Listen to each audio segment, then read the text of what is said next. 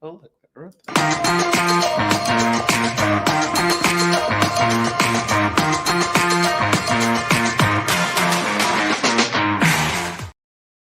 my fault. Yeah, I'm glad you said it. It's my fault. Oh no, I'm glad you said it. It's like fucking hour and 20. It would have felt like Fucking an asshole if I said shit. it. That place sucks. Yeah.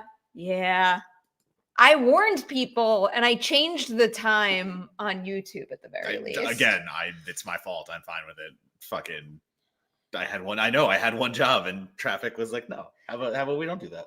Are we doing top 5 today? I could do top whatever. I could do top fucking 20. Oh, I can't do that. I can do 6. It was very fun. So inverse. I can do 10. Yeah, no, I'm not forcing you to do. I'm No, just saying I have my list open. I feel confident in 10, but like just because I know people will. Nobody hold me to these rankings yet. Literally make her etches. No. Don't. I need to go through like my whole top 10 and cross check it with how I've ranked things here. I get you. I also have another question. Yeah. Do you think that counts? Ooh, no, but I see it. I'll say it. No, that's some fucking CCA ass fucking. That's not true. That is not the same. I know what you're referencing. That is not the same. Absolutely not. We can post it to the fucking I will not. Viewers. I will not have that particular point be looped into that conversation. So. I just showed ask the fucking peanut gallery. Wait, we have to ask both things now. Yeah. I showed him a movie that I had jotted down in parentheses because I didn't know if we were fully counting it. And I want to be like in the same, horror box as you for this conversation. And the movie is If I Had Legs, I'd Kick You. It is not a traditional horror movie. I don't think there is anything that I found as tense as that film. I'm not going to argue that part of it. Like legitimately, it's a very tense film. I think it is a form I of get very human psychological horror. The whole has these eldritch fucking weirdo cosmic vibes, but if we're trying to define horror movies, I unfortunately would not include that as a horror movie. That is my take on it. What do you all think? If I Had Legs, I Would Kick You. Yes. A horror movie. No. But I'll disagree on that, but I'll agree for the sake of keeping this episode consistent. The other one that we were laughing about is that is one of the wildest horror swings I've ever heard. It was just so disrespectful to horror as a whole because I mean, I'm not fighting for it. I'm not going to Yeah, no. It was a question. Fight this point to the death or anything. No, but that CCA nomination was basically they didn't want to nominate any horror movies for the actual horror awards we give out. So it was the Andrew Scott movie, right? I love how as you said I literally knew the title Andrew 5 Scott, seconds ago. Ghost. Oh god damn it, Ghost Matt. Lover kind of movie. The second you said Andrew, Strangers. Huh? Strangers? What? No. All of Us Strangers? It's something like that? Yeah. That was last year, man. I've seen 7,000 All Us movies. Strangers. Yeah, something like that. Oh, God. I've seen 7,000 movies since last year. Are you kidding me? We're off to a great start. I literally spent today going through the fucking Sundance. All of Us Strangers. All of Us Strangers, yeah. Is it 2023 release? I think that was 2 years ago. Interesting. 3 years? No. Oh, I get it. I get how you can make that could make you anxious and that can make you nervous and stuff. But for putting horror in a box, which it cannot be, but still, yes. Yeah, that's always a conversation I have about Stephen King writing because I feel like people automatically box Stephen King into the horror genre, but he actually has things that span many. So I did. I went through a day. I went through and put my what I have to pitch out together today because I've got some editors in the hook already, so I won't let myself go through the list until our trip is confirmed because otherwise I'll get sad. No, that's fine. There's 5 horror movies because I heard the lineup's a little small. Lineup's small, and the midnight section. One of the Midnighters is just a musical doc, which I like music, so like I have to dig into what it's actually about. I just kind of glazed over it because I saw a documentary. But yeah, there's only 5. Casper Kelly has one, which I'm kind of stoked about. Like I didn't know he had a feature coming in him. And neither did I. After literally just saw him at Fantastic. I was gonna say Fantastic for VHS Halloween. He did the killer candy mascot fun size, which is really funny. Casper Kelly's an Adult Swim guy. Too Many Cooks. So yeah, I think his is like it's called My Buddy or something like that. Yeah, that I did look at. Yeah, so like I like the minutes sound interesting, but there's just there's a lack of them. And then in the next section, which like South by like squeezes like other horror movies into visions, there's none. So literally, like Sundance has like a fucking handful of horror movies. So that's a bummer. Yeah. Do you want to do some soupies before we do our top 10? Go ahead. All right, Mirror Domains. What horror movie this year were you critical of at first, but softened to since? For me, it would have been Until Dawn. I know mine. You do yours. I've said this before on this show. Mine is Megan 2.0. I think I had such a hard time adjusting to the new genre that I did not love it the first time around. But then when I saw it again and I knew exactly what I was getting myself into, I was able to appreciate some of the shifts in that respect. I get that. I think I actually went higher on Bone Lake after I liked Bone Lake when I saw it at a Fantastic Fest last year. But then when I got distro this year, I did, you just do a little catch up here and there. Yeah. And I liked it more. I liked what it was really going with. So Bone Lake is my, I like, it's funny because like, I guess I wasn't too critical of it. It's not a great example, but it was something that I liked more. So yeah. I'm still using still it. Counts. Mike's here. Happy Friday, everyone. I'm pretty sure I've said this before, but I genuinely think 2025 might be one of the best years for horror in terms of both the quantity and quality of new releases. I kind of agree with this because when I was starting to work on my top 10 of the year, I always have a little more horror than most because it is my favorite genre, but I really have like a significant amount of horror on the list this year. I think this year especially, was good for studio horror. I think over the last few years, my top 10 at the end of the year just for horror tends to be very weighted towards indies and stuff I see at festivals and stuff of that nature.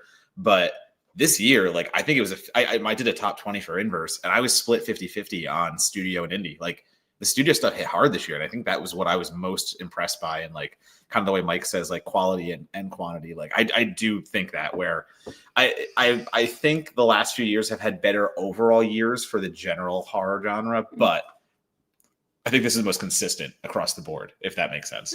I can see that. Yeah. Did you see this trailer? I did watch it. Is it a new one? Yeah. Well, the first one. Okay, the first one. Yeah, no, I'm stoked. Yeah. Oh my God. Yeah, I think the first one's a perfect movie. So I am going into this with tremendously high hopes. The cast is amazing. David Cronenberg. Yeah, come on.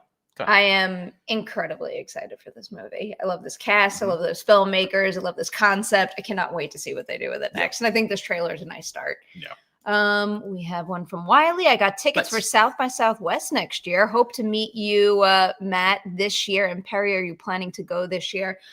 Big old question mark with that because it's the Oscar crossover again. So I think it's just a matter of wherever I have the most assignments is where I will be. I'd be very sad to miss South by Southwest, but so it goes. I wish they would stop scheduling it the same weekend as the Oscars. I don't have to worry about that. So I will be there. I get that. I really do think it is kind of silly for one of the biggest US film festivals to schedule their event and like the bigger weekend of the two on the exact same night of the Super Bowl of film. That they didn't shift the date that much. Didn't the Oscar shift it? That's not on South by. South by isn't really never changed. I can't tell you whose fault it is. Oh, no, I know. Who announced first. But like South by has kind of always had the same stretch of days in March. Not entirely. It's always kind of around the same. Like it really doesn't fluctuate that much. But so but still, they're not going to budge in on the Oscars. hierarchy of film industry events. Like, is there really that much crossover between South by and Oscars? Oh no, there is a significant amount. I remember.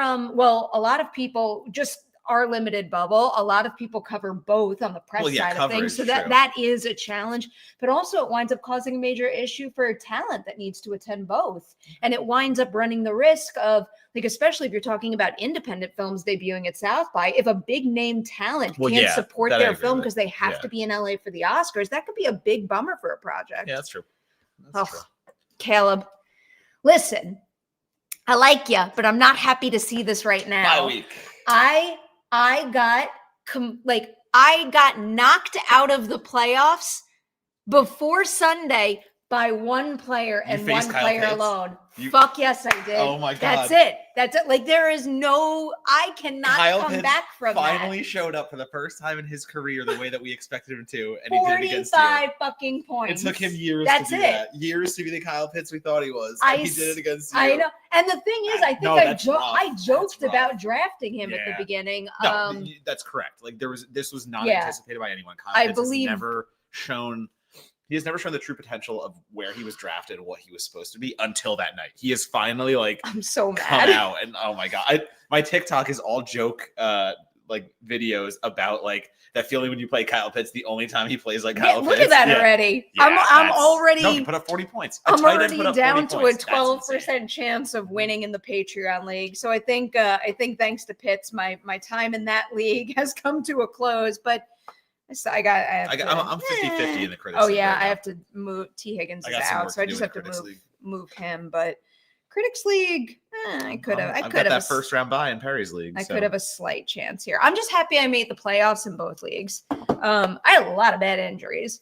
Yeah, it happens. That's football. I worked that waiver wire. I came back. Yeah, it is. Christy's got that bye. Christy is just. Me and Christy got that bye. Like, we're waiting. She's just the model student when it comes to fantasy football. I always worry about her, sometimes more so than you.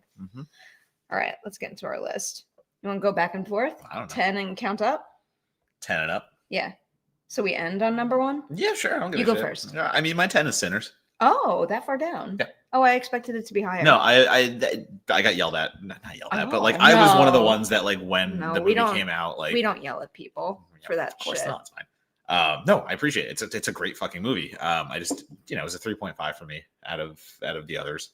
I think that's one though. Like, when I revisit it, I probably will go higher on it and just kind of like appreciate it. The music theory in it and the way that what Coogler is doing with all of that, and the way it ties into history and the way it ties into a vampire movie, really fucking works for me. Before I say my number 10, I will tell you that technically my top honorable mention on this list would have been Bone Lake. Oh, nice. Yeah. Bone Lake's great. Yeah. I really think there's like a very impressive level of precision in that movie. And I think the 4 performances are just like spot on. And given what that movie is, the movie doesn't work unless they are spot on, like utter perfection. And I think the 4 of them are. But my official 10 is a movie that I saw at South by Southwest this year. I put Redux there. Oh, yeah, nice. I'm just like, I will fall so hard for a low budget, super ambitious and clever original idea. I just remember being like really electrified by that movie. Performances that I love. I thought that was so well done. Well, because like when you're doing a low budget kind of time loop thriller, that really goes into sci-fi, like you worry a little bit because like science fiction needs a budget sometimes. But when it's about performances over anything, I think the McManus brothers, I really like the Block Island Sound, but I think Redux is better.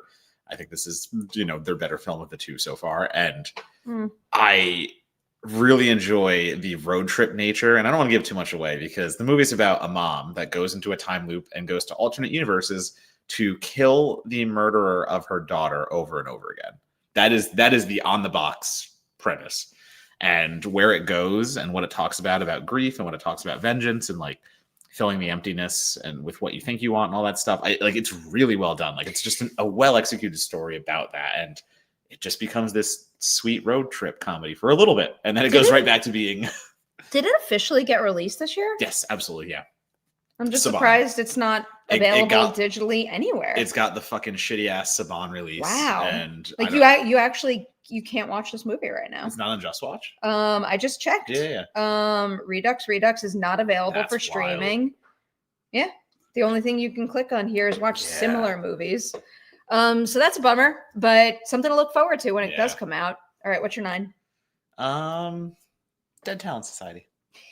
You were so like whatever about it just now. Because I forgot. I had to look down and be like, oh, that's right. No, Dead I Talent like that Society. movie quite a bit. I will forever be infuriated when Netflix grabs a international horror movie because they're never going to promote it and it's just going to get thrown in their system. And like Dead Talent Society deserved a primo rollout. It really deserves something better than getting unceremoniously dumped on Netflix for content. So if you have Netflix, please go watch Dead Talent Society. It's this kooky little like part of it is kind of like a sports comedy. Part of it is Beetlejuice. It's the afterlife, and you kind of become a celebrity by being good at scares. So, like, there's the Monsters Inc. of it all, and you get like rivalries between the most heated celebrities, and they go scare in real. It's very funny. It's very good and well done. It also has a heartfelt message too. Again, where like the gore is there, but like the themes are strong, and I don't know, you're laughing, smiling. It's all the good things. So, Dead Talent Society. I will second that. Very, very good movie. My number 9 is The Plague. Did you watch it yet? Is that horror? Yeah, that's horror. It's literally like, I don't want to spoil the movie, but it kind of literally is like the point of what they're doing with the narrative. Okay. Okay. Okay, so it is. Wait, right. You said you reviewed it? Yeah, she's going. Yeah. Oh, awesome. You still haven't watched it? No, because it comes out in 2 weeks. Oh. So. Mm-hmm. You can press. You get a link if you want. No? Yeah. It's in our CCA app. It's in our CCA app, yeah. Okay. I thought this movie was exceptional in so many respects. And again, it is a low budget movie made by a significant amount of first time feature filmmakers, which I think is exceptional. It's a feature directorial debut. I think it's one of the best scores of the year. Also, it's the composer's first feature score. I think the cinematography is just like next level effective. And really, I don't think it's going to happen, but I do think a movie like this. So Joel Edgerton is one of the, the more familiar names in it. He plays a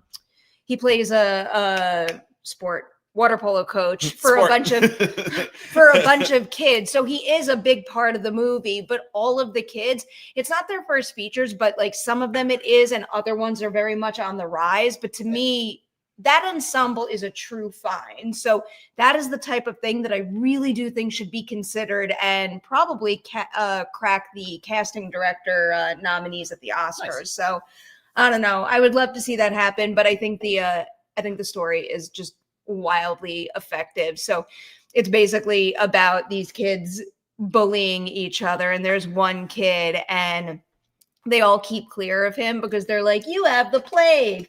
Does he have the plague? Does he not have the plague? That's fun. Okay. You'll see. All right, I'm gonna sell that. But I think it's really, really smart and really effective, and I think those filmmakers are really going places. I'm gonna sell that to my horror site. Yeah. So I'll go review it. That's fine. You've been saying it for weeks. No. I know you loved it, but I didn't know like the horror. No, it's definitely genre. It didn't sell like that. Like there's also some very impressive body horror special effects in it. Can do. Okay, easy. Done. I'm gonna skip my 8 because it is Redux. Oh, so hey! I don't know why I didn't assume it was higher on your list. I thought it was higher. I thought it was in my 20s, and I looked at it. I'm like, oh shit, it's not. I'm just gonna skip my 7. It's Weapons. Hey. I mean, I like Weapons a good deal. I feel like this is one that like ran into discourse later on, where like a bunch of people liked it, but now there's all these like, oh no, there's some discourse about it. I don't know. I think it's really well done. Like, why are people mad at it?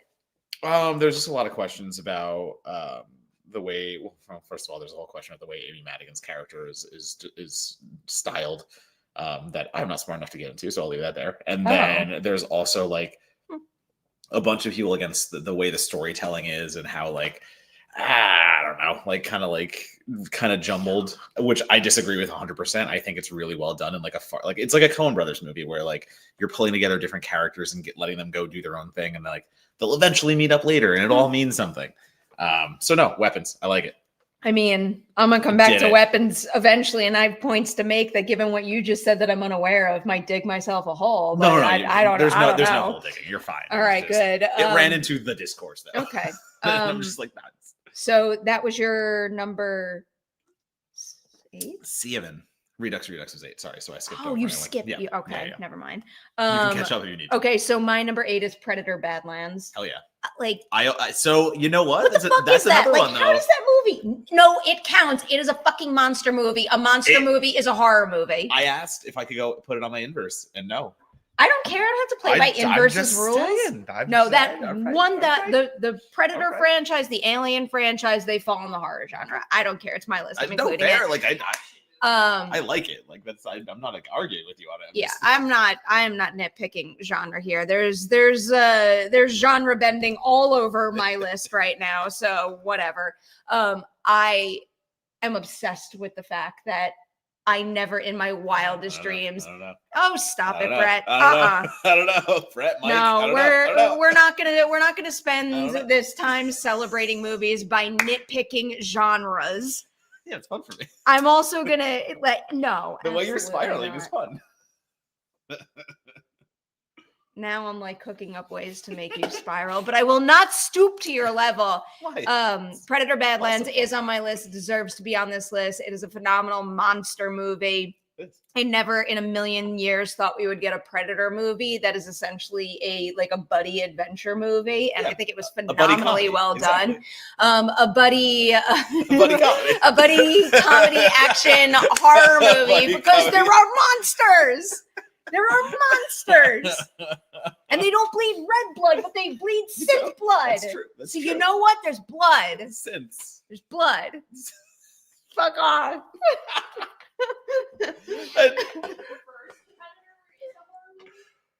Yes. You're wrong, but I love you. No, I'm not. No, I think the first one is. I think the first one is. Monster movies can always count as horror movies. Jurassic Park is a horror movie. Yeah. I was waiting for like something over there, but I'm waiting for something. Something there. Monster movies are horror movies. Okay. Anyway. Well, I don't have Predator Badlands on my list, but I do enjoy it a great deal. Inverse's rules are stupid, so you should have it on your list. It's next one's Dangerous Animals. That's my number 6. And then that's another one that I watched multiple times. You know me, I don't really watch things multiple. Like I don't really go into it like that. It's like the exact opposite of me, where I'll watch things 100%. Over and over and over until I literally don't have any more time left. And seeing Dangerous the second time, I thought knowing where it was going would kind of diminish the return, and it didn't. I think what Jai Courtney is doing in this movie is fucking malevolent. It's so good. He is having so much fun being such a bastard. The few deaths that are there are so effective because of the way the film kind of goes through it, and it has the good creep vibe with the I don't know, kind of like tapes and things of that nature. I don't want to say it's ripping off creep. I don't want to get into that territory, but it's just doing all those right things where it's creepy. It's on the water. It's a shark movie, but it's not a shark movie. It's about a serial killer. It's good shit, man. Sean Byrne, forever I wish Sean Byrne was doing one movie a year. Yeah. I don't like waiting. Every 7 years we got a Sean Byrne banger. He's never made anything every bad. single one of his movies a banger too? To me, they are. The Loved Ones, Devil's Candy, and Dangerous Animals. That's it. That's He's literally 3 for 3. Fucking and again, it's tragic. Feels like he does not get the credit he deserves for knocking 3 movies out of the park like that. Well, because there's so much space between. It's he's addressed this too. People have said is that what you want to be doing? And he absolutely, he said, he's absolutely. I have a family. I have all these things. I make my movies when I want to make them, and God bless it. But I think we're worse off for not having more Sean Byrne movies. I will agree with that. It did not make my top 10, but Dangerous Animals is quite high on my list. And if we're talking about movies available to watch on Shudder, Dangerous Animals is quite high, and Clown on Cornfield isn't that far behind. It very much just suits my vibe and is a really good time slasher clown movie to me. So I'll give that movie a little credit too. Next movie on my list at number 7 is Black Phone 2. I was so happy with how they took that concept in a direction that I wasn't quite ready for, because as much as I love the first Black Phone and I love those actors and I really trust Cargill and Scott Derrickson, when they announced that they were going to make another, I'm fine. Again, I trust you guys, but how are you actually going to do this in a way that feels really fresh and also connected enough to what you established in the first movie? And I really think they hit the perfect balance with that. I also think it is some of the best performances from young actors all year. I'm still really upset about that one. About Madeline McGraw not getting into that young actor CCA category. Like, it's not just a young actor thing. I really do believe it's one of the best performances of the year, period. But again, especially for that, like especially for the young actor. I'm a little pissed about that, but I really do think that leaning into the grabber being dead and embracing the Nightmare on Elm Street vibes is like one really well executed, opens the mythology up in a really interesting way, and just made me a really happy Black Phone fan. Yeah, again, fan of the sequel. It's not on my top 10. It's on my top 20 though, for sure. I think it has a little bit of a pacing problem, but that's my one gripe. Because again, when it gets rolling, and they do such nasty shit with the grabber. I forgot. What? I forgot about that movie. It's not even on my list. Oh. Sorry, I cheated. Oh, you're cheating. I cheated. Sorry. It wouldn't, for what it's worth, it wouldn't be in my top 10, but it would have come very close. But yeah, no, Black Phone 2, great. Great little movie. Say your next movie, because I love it. You go to 6. Oh, I have to do 6. Just catch up. My number 6 is Together. Yep. I was just like that was one of those ones that I saw at Sundance, and I'm just like, yes, I love it. Absolutely. I love the meta value of having Dave Franco and Alison Brie play those characters.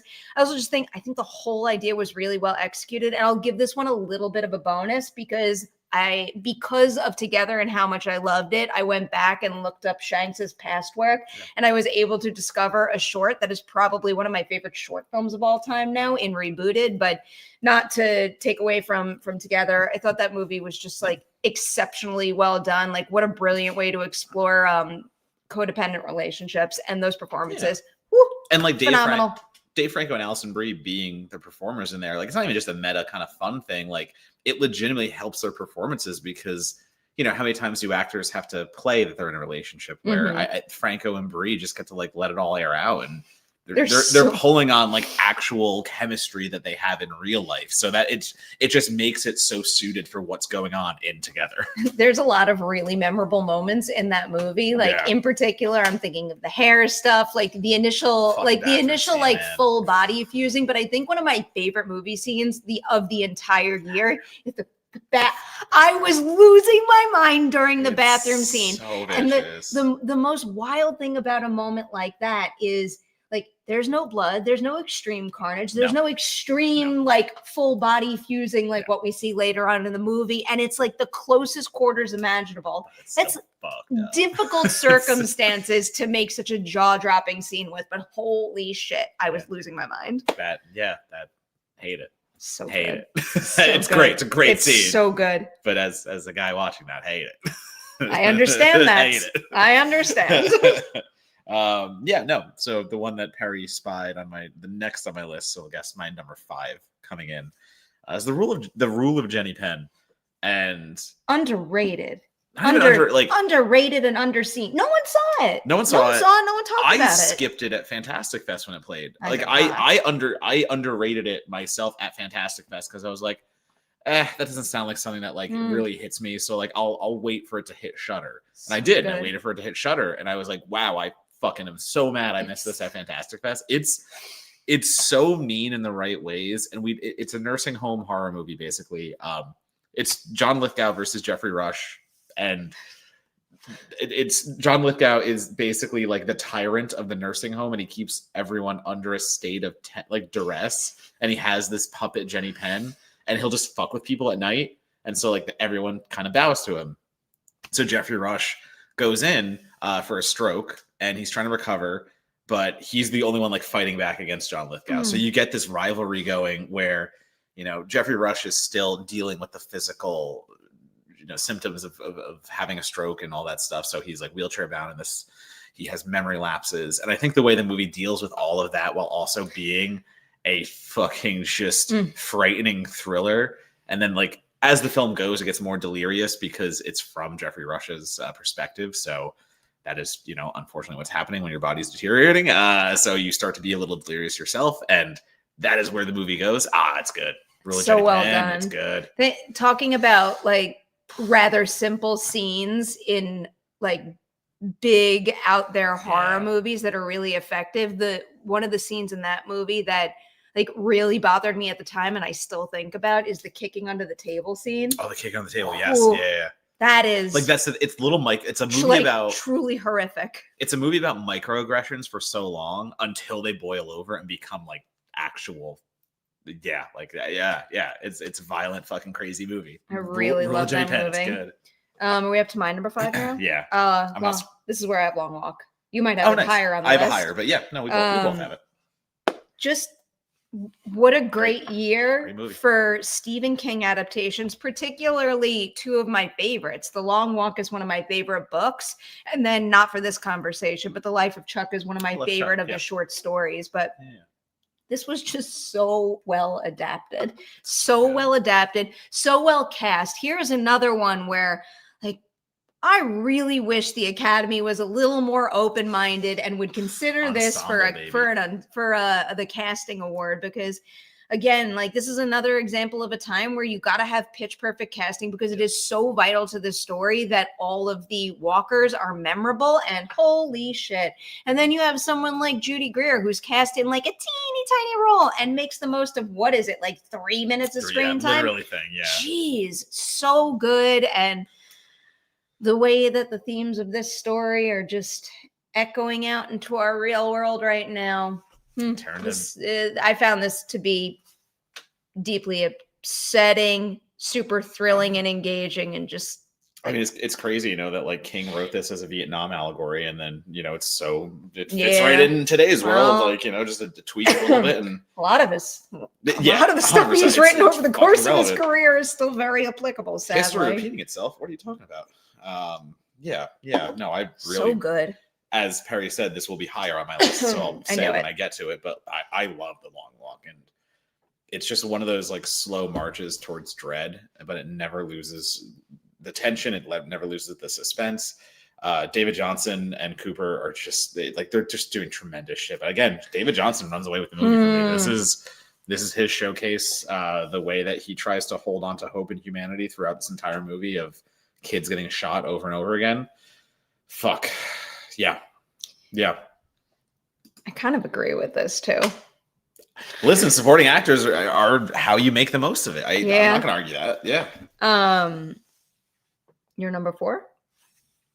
Hard Eyes. Hey, look at that, all the way up on that list. Yeah, I'm a fun guy. I like my horror. I like my horror fun guy. I like my horror with a bit of humor, heart, and listen, I don't love Werewolves Within as much as everyone else, but what Josh Rubin knows is darkness and comedy and how to put them together. And I think that's Hard Eyes to a T. The romantic parts of it actually work because of the chemistry between... I quite enjoyed that. I was going to say the chemistry between actors, but like, I think Rubin is in such control of the film's graphic violence juxtaposed against like the Hallmark kind of satire, juxtaposed against the slasher mystery. Like everything here works, in my opinion, to the point where I was like, I didn't see the killer coming in a way that was so obvious in so many other movies. So it's like, I think they really like hit it across the park as a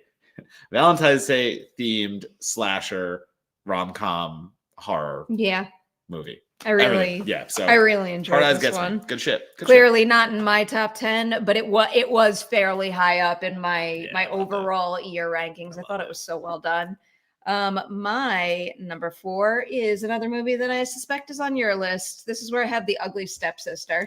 Probably one of I had a lot of really memorable viewing experiences at Sundance this year that I'm grateful for. This is probably one of the biggest of the bunch.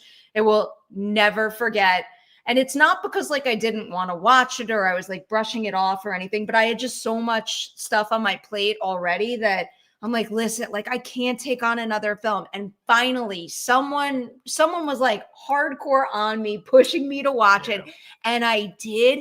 And I was buzzing after. I was just so like, I had so much gratitude that I was pushed into seeing this. And then not only was I super excited to cover it, I was just so excited to celebrate a feature directorial debut and also one heck of a breakthrough performance. I think it's her first feature film too as an actor. Let me just make sure before I say that. But what like a wonderful spin on a fairy tale. What an excellent way to dig into very similar themes as oh my god, fucking Demi Moore, Margot Qualley. Substance. Thank you. The Sorry, Substance. it's Friday. I'm tired. So after I saw The Substance and then knew this was coming out, I'm like, are we gonna like retread the same ground? Is it going to be feel like more of the same? And it's just, I don't know, it's so cool to have seen two movies in such close proximity to one another that do tackle similar themes and ideas, but in wildly different ways, wildly different body horror ways, nonetheless. I love this think movie. The Ugly Stepsister is grosser than The Substance. Kind of. That one made me almost vomit. Well, and it wasn't The Substance. Very, very, very few movies make me feel that way or make me look away. But there's two moments in this, one in particular though, that really, really got me. Yeah, I believe it is Leah Myron's maybe first lead role in a feature. Possibly. Man, now I feel like I'm fucking up my stats, but whatever. She's phenomenal. It should be a launch pad for her because that is not an easy role to take on, and she absolutely crushes it. The Monkey. The Monkey. My number 3 is The Monkey. I love how much Stephen King is on our list. Yeah, Oz Perkins did the thing I didn't think he had in him. He made a fun horror movie.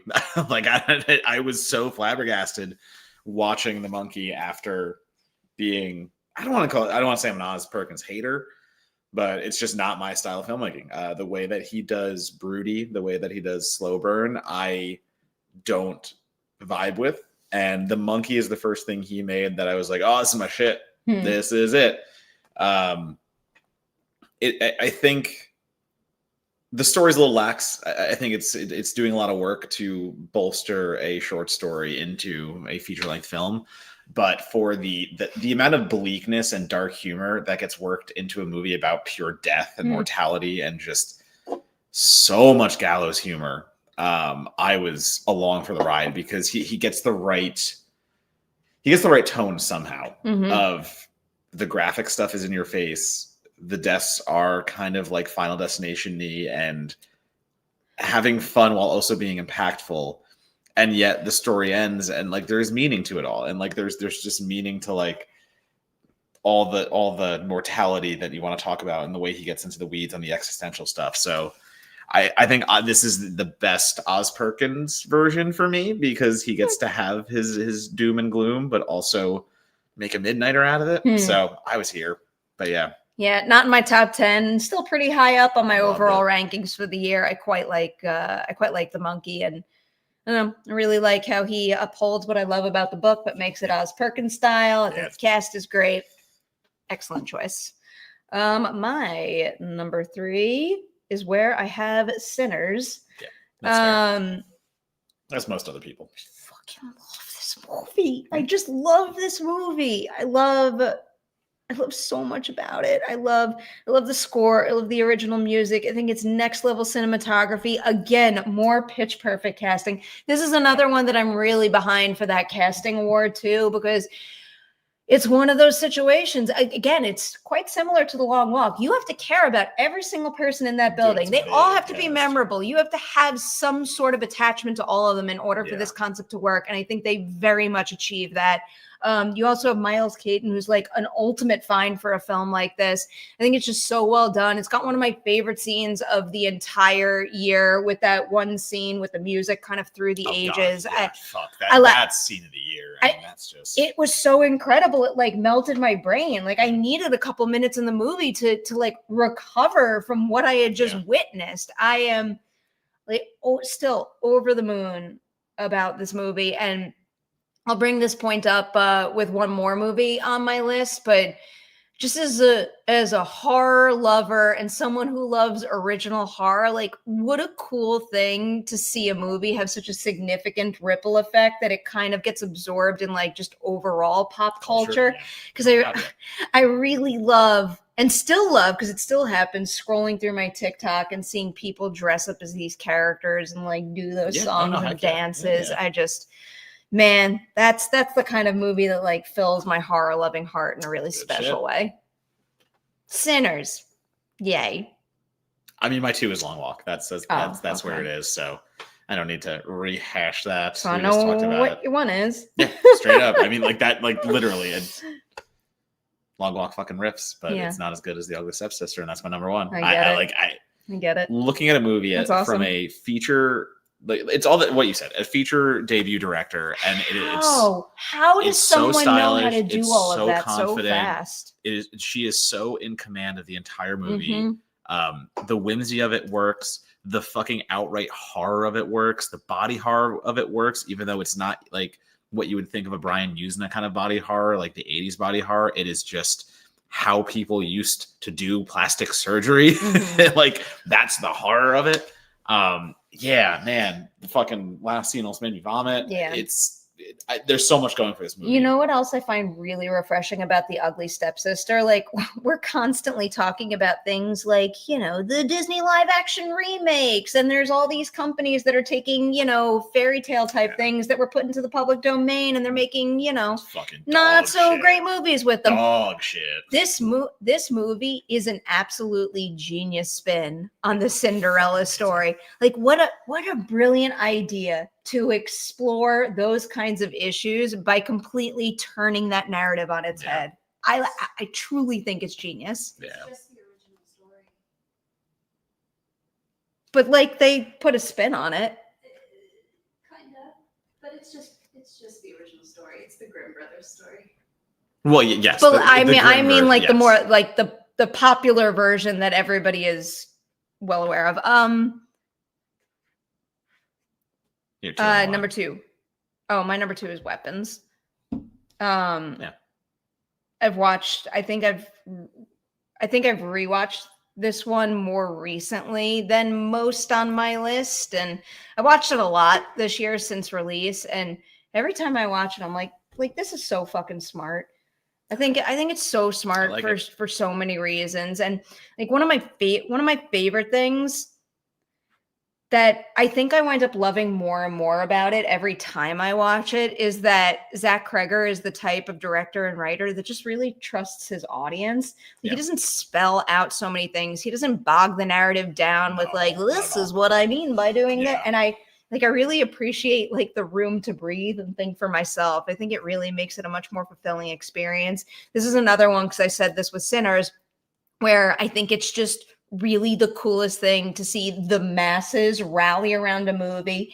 The amount of Aunt Gladys cosplay I've seen in general, but also people dressing up as her at Halloween, like really, really something awesome. And then going back to when we saw it together, that was probably one of my favorite in theater experiences I had all year. I was just like, I couldn't like control myself. I'm a fairly quiet movie watcher, and like I was so loud towards the end, and I walked out of that theater with tears of joy streaming down my face. Yeah, that was something. Great fucking movie. Great movie. I could watch it over and over. Oh, and now I have to say my number 1. My number 1 is one we have yet to talk about during this stream. Yeah, I think everybody knows what it is. And like it's probably going to be my favorite movie of the year, period. It's Final Destination Bloodlines. I love this franchise so much. It's one of my favorite horror franchises ever, and really one of the coolest things in the world is to have a long wait between installments, have all this hype and anticipation build. Like I went into that movie with such high expectations. I was a fan of the filmmakers. I loved this franchise. And you also go in with so much pressure. How many times have we seen the continuation of a franchise and then they add a new wrinkle that, not only doesn't quite work, but also runs the risk of taking away from the movies that came before it? I thought this concept was so brilliant in that respect.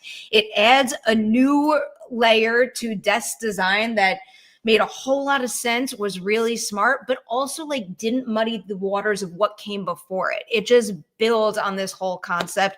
I think it is some A+ set pieces. It's not easy to add favorite set pieces to a franchise I love so much, like especially right out the gate. I guess I thought I would have had to have sat with it a little long. I mean, now that I say it, this is probably another one of my most memorable viewing experiences in the theater, because when I walked out of my first screening, I think I was kind of shocked. I'm like, holy shit, was that really as good as I just thought it was? And right out the gate, the premonition scene, the MRI scene, I'm like, wow, like those right there are Final Destination all-timers. Yeah. Yeah. Holy shit. And what an ensemble. I love the family aspect of it. I really think it created a really refreshing dynamic between the characters. And then another thing that I just love about this movie is how it handles Tony Todd's character. Yes, that was nice. Not only does it play into this wild horror concept that I love so much, but it really gave a very, very touching and meaningful send-off to that character, and also to an artist that I love so much in this industry. My number one. I liked it. Fine. Yeah, no, I liked it. Yeah. That's positive. Yeah, I liked it. I'll take that. I think 2 is still my favorite, but I get it. Yeah. I get it. Again, favorite premonition. That premonition is not 2. Sorry, literally the new one. I think Bloodlines is my favorite premonition. Oh, like that's so fucking cool. Like the the way that all goes down is just over the top in the best way. It's fucking calamity. And also, I have that fear of just like high places and stuff. So like it hit me in the right way. So well done. Good God, that was so well done. Lot. Now, like you're having me think way. about all my Final Destination rankings. Don't get me wrong. I think one, iconic, 1, 2, and now 6 are incredibly close 1, up 2, top 6. for Yeah, me. that's fair. And then I think 3 and 5 are incredibly close. And then, as we all well know, the only Final Destination movie I do not like, but still can't help but rewatch, is the Final Destination. Yeah, that's fair. Oh well. Like, I know what you're gonna click on. Oh wait, maybe I don't. I don't know. I wanted to go. I thought you were gonna go to the last one. I didn't like Companion. I liked Companion. To be honest, it wasn't for me. Companion is probably in like my top third. Top third, yeah.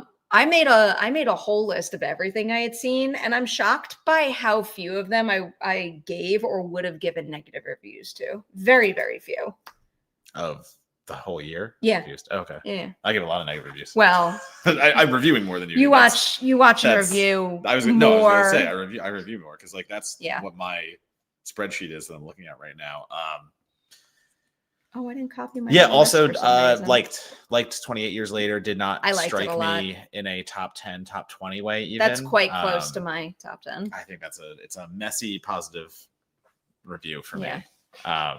Hoping Bone Temple is better for review for me. I'm very excited about that. What was more? Oh wait, sorry, Ian. I'm so excited. Yeah, I love how I already have a contender for. I already have a contender for one of my favorite movies of 2026. It's that 2026 good. already is. Good Luck, Have Fun, Don't Die, Obsession, oh shit, Touch Me, Whistle, Primate, Whistle. Like those are all bangers. Like I'm already like. I really love Whistle. I can't stop thinking about. Speaking of which, there's the whistle. Would you like to blow the whistle? The titular whistle. Fucking. Yeah, that's what I thought you were gonna click on. I will say that those two were like rock bottom on my list. You know what? You know what I put last on my list though? Shockingly, I put Death of a Unicorn as last. That was one of my least. This year? Yeah, that was South by this year. That was one of my least favorite theatrical experiences because, like, I was so excited about that movie, and then I walked out so utterly disappointed. And I think the thing that bothered me the most about that is that, like, it felt like so much of the talent and the resources were just like kind of wasted. Yeah. I don't know. It felt like such a big missed opportunity to me that I put it below even these two titles. I was gonna say, like, disappointing is, to me, like, Stranger Chapter 2 isn't disappointing because I had no hope for it, and it fulfilled those no hopes. So, like, I was it right. fulfilled those no Yeah, hopes. that just fucking did nothing. So great, you fucking suck. And then I know what you did last summer. Yeah, I was never a huge fan of the original franchise anyway. Like, I like the first one enough, and I don't like any of the other ones. So did this one disappoint? No, it's on par with the rest of them, it being mediocre to bad. So like both of those kind of were in line. So for me, like, I think my most disappointing is actually it's actually Vicious. Brian Bertino's Vicious, because I did go into that going, oh man, is Brian Bertino doing like straightforward horror again? Like, yeah, this is, it's gonna be good. Hopefully, like this is what we want. And holy crap, was I wrong? Because Vicious is bad. I wound up putting Vicious not high on my list, but a little higher because I still thought 80% of the movie was really good, and I was so into it. And it's just the kind of concept that you have to stick the landing with, and they didn't. So and holy crap, down the list it went for that reason. Gymnast did it. Gymnast did it. Say that again. Gymnast did it.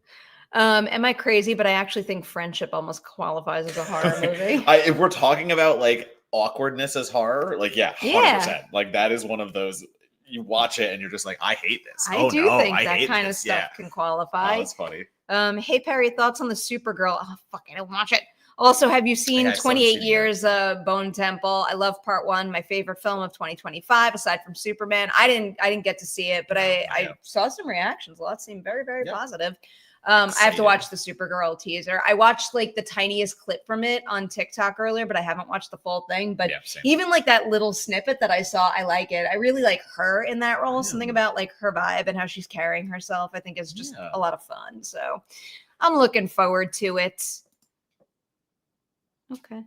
Anything else? Still can't believe. I thought Death of the Unicorn was last year, and that it also this year, didn't exist. No, I literally, it's just a brain thing. I'm like, you know what else I think makes me even sadder? I think that was the only movie I saw in a theater at South by this year too.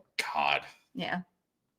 We have to pre-screen a lot so we can prep for interviews. So that's why that happens. Yeah. But that's I was not happy. I was not happy. South by was rough this year for a few of those in theater Paramount premieres. Holland. Oh yeah. Fucking Holland. I didn't go to Holland. Wow. That was dead air. Just to give one other South by Southwest debut a little love.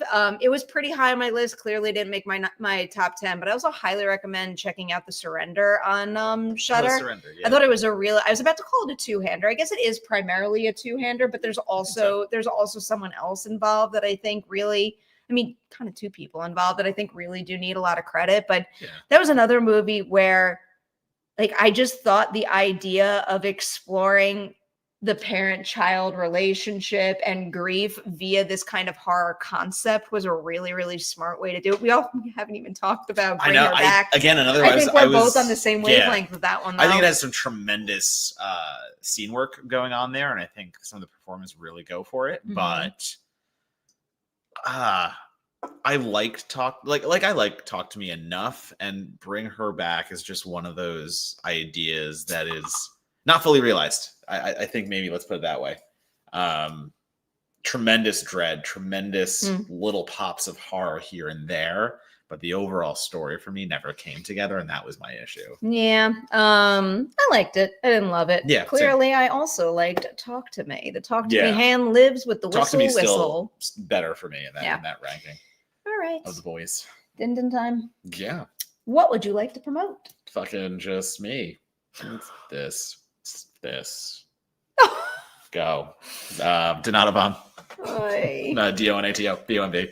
Blue Sky. Instagram. Letterboxd. And I got that podcast Certified Forgotten. If you still want to go check us out. Yes, you do. So we just record shit and we talk about horror movies with 10 or less critic reviews on Rotten Tomatoes. So horror movies that you've probably never heard of. That's what we do. Yeah, go listen. I will continue to promote the group Ladies Night we did with some of the Wake Up Dead Man ensemble, Kaylee Spaney, Mila Kunis, and Kerry Washington, because Wake Up Dead Man is available to watch on Netflix as of today. So check that out. I'm not going to tease. We recorded so many this week. I think between so you have them between Forces and Ladies Night, I think I recorded 4. some of which are going to be saved till 2026, but I don't like to say names until I've watched the first cut and I know the footage exists, and I won't jinx it by saying it out loud. I'm the same way. I did QC one cut that is coming out fairly soon, though, and that one is with Laura Bailey from Critical Role, because she is promoting the finale of Mighty Nine. So once that finale episode is available, we will publish that one, and it's just like really refreshing because I think she has taken a creative path that is just so wholly unlike the ones we usually discuss on Lady. Every path is different, but because of Critical Role and voice acting, hers is just like a brand. It felt like a brand new world to me. So it was a really fun conversation. So go check that out, everybody. Have a wonderful weekend, and we will see you next weekend with a virtual edition of the Merri Hour. Okay, bye. Bye bye. Bye bye.